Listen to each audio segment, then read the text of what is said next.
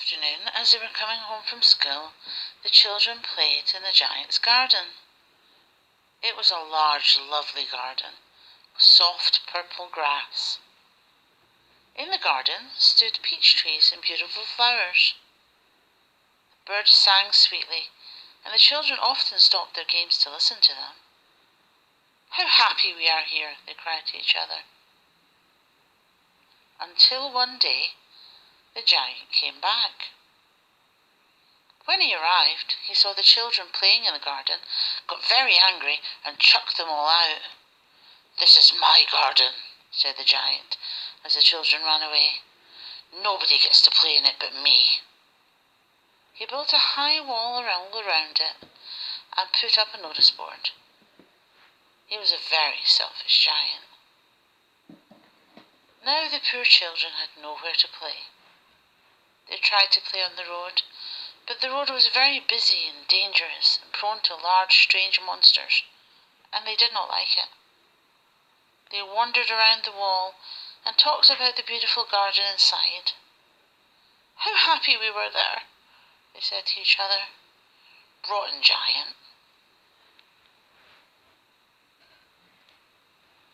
The giant gradually noticed that his garden seemed to be developing a few problems.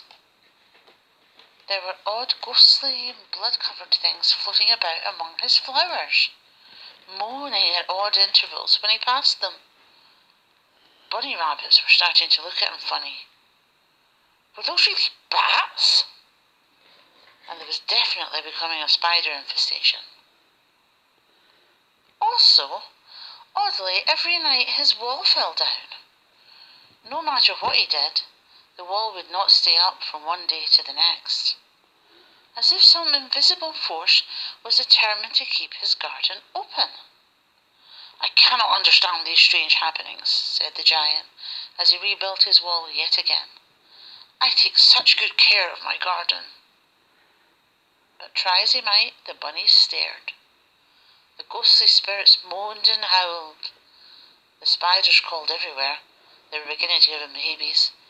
And again his wall would fall. One night, the giant noticed a strange tree had appeared in his garden.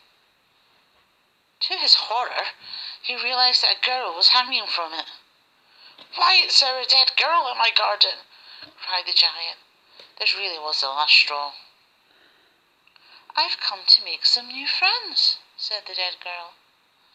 "All the children you forced to play in the busy and dangerous street will soon come to join me in the afterworld.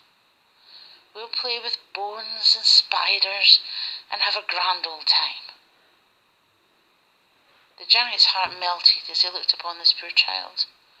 He couldn't help her, but he could protect the others. "How selfish I have been," he said. "No more children will die before their time." That morning, he did not rebuild his wall. "My garden shall be the children's playground forever." The giant watched as the tree and the girl disappeared. The spirits, bunnies, bats and spiders floated away as if they had never been. And the children, when they saw that the giant was not wicked any longer, came running back.